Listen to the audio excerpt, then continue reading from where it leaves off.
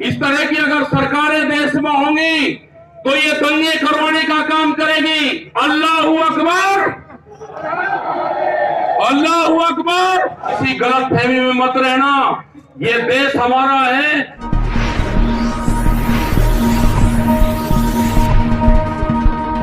पैसा कहां जा रहा है?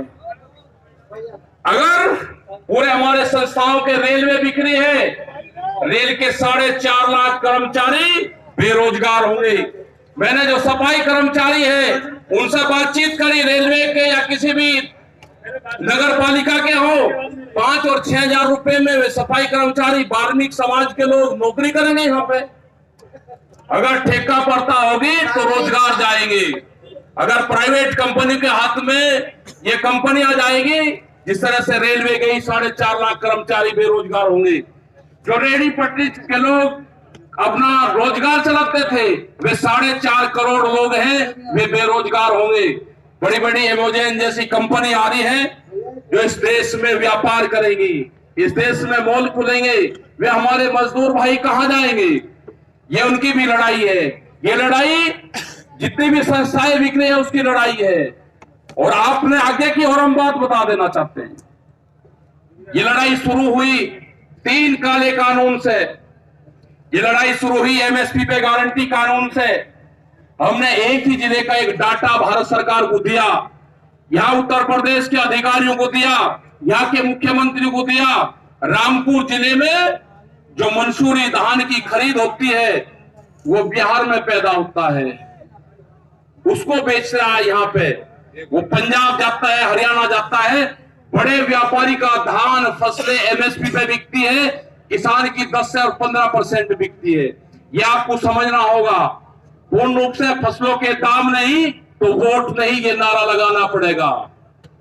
फसलों के दाम नहीं तो वोट नहीं। जब तक इस सरकार को वोट की चोट नहीं दोगे, ये दोनों बाहरी लोग हैं, इनको यहां से जाना होगा। अमित शाह, मोदी और योगी ये चुनाव जीत का है, ये उत्तराखंड से चुनाव जीत के प्रधानमंत्री बने, कोई ऐतराज नहीं। उत्तर प्रदेश की जमीन से जीत के गुजरात में गुंडागर्दी के दम पे आना हो, वहां पे पुलिस स्टेट है, वहां पे जीत के देश का प्रधानमंत्री बने, कोई ऐतराज नहीं है। लेकिन उत्तर प्रदेश की जमीन पे ये दंगा करवाने वाले लोग हैं, इनको यहाँ पे बर्दाश्त यहाँ की जनता नहीं करेगी। ये मिशन जो संयुक्त मोर्चे का है ये तय हो चुका है। और हम वो 28 तारीख की याद आप सबको याद होगी, वो 28 तारीख की याद भी याद कर लेना। वहां पे ना मुसलमान बचना था और ना सरदार भाई बचना था और ना देश का किसानी झंडा बचना था। उस रात को देश में आंदोलन का कत्लेआम होता, उसके बाद में देश में कोई आंदोलन नहीं हो सकता था। वे 148 लोग वहां पे थे और 8000 की पुलिस और गुंडे के तत्व पे वहां पे कब्जा करने की नीयत थी। लेकिन वे बहादुर लोग वहां पे थे जो 20 मिनट के बाद ही जो वहां से घोषणा हुई, वे 20 मिनट बहुत महत्वपूर्ण थे। जब देश की जनता साथ में खड़ी हुई, जब हमने जल मांगा तो कंडेला खाप हरियाणा, पूरा हरियाणा खाप सड़कों के ऊपर था, पूरा उत्तर प्रदेश सड़कों के ऊपर था। ये इस तरह का तोड़ने का काम करेंगे, हम जोड़ने का काम करेंगे। ये सरकारें आपसे फिर वादा लेकर जाते हैं कि वहां पे अगर हमारी कब्रगाह वहां पे बढ़ेगी, हम मोर्चा नहीं छोड़ेंगे। अगर हमारे को शहीद होना पड़ेगा तो मोर्चे पर होएंगे, या तो जीत का आएंगे, बगैर किससे नहीं आएंगे वापसी।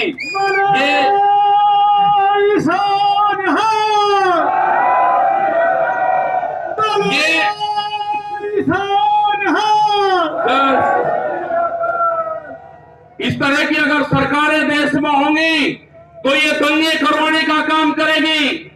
पहले भी नारे लगते थे जब टिकैत साहब थे, अल्लाहू अकबर,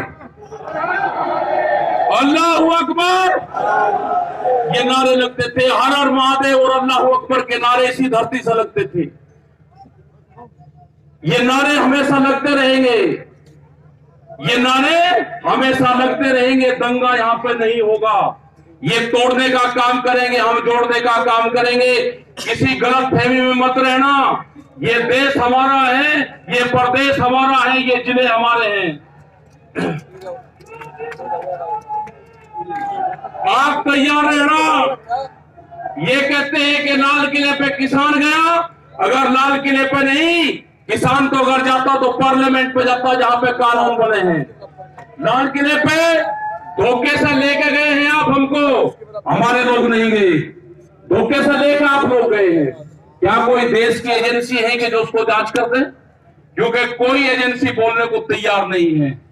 पूरे देश पे इनका कब्जा हो चुका है, पूरी एजेंसियों पे।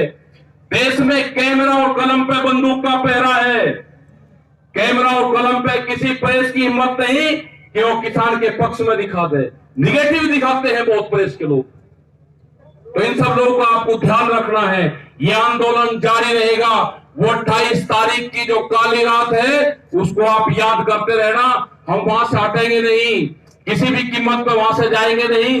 देश के नौजवानों का रोजगार का सवाल है। 450 रुपया क्विंटल गन्ने का इन्होंने भाव की बात करी थी, वो चाहिए हमको। हमको फसलों पे एमएसपी की गारंटी चाहिए। प्रधानमंत्री ने कहा कि 2022 में फसलों के रेट दुगने होंगे, आमदनी दुगनी होगी।